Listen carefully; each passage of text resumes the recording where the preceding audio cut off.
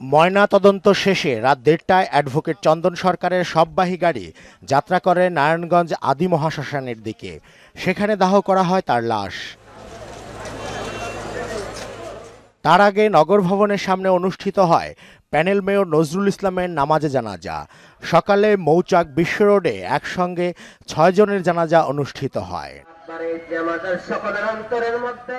Victoria হাসপাতালে নিহতদের ময়নাতদন্ত সম্পন্ন হয়। নিহতদের স্বজনেরা প্রশাসনের দায়িত্বে অবহেলার অভিযোগ করেন। এইভাবে তো চলতে পারে না।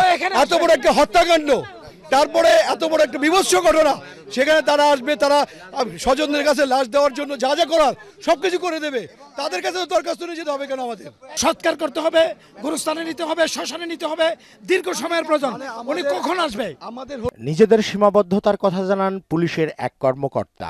আমাদের একজনের পোস্টমর্টম হয়ে গেছে, আর ৫ জনের পোস্টমর্টম এখনো হয়নি।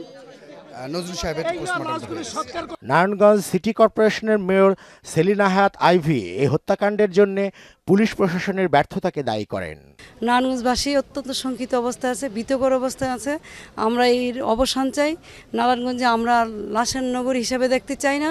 এখান থেকে কেউ অপহরণ হোক অথবা অন্য জেলার লাশ এনে এখানে ফেলা হোক, আমরা এটা চাই না। রেজা খান, মোহনা সংবাদ।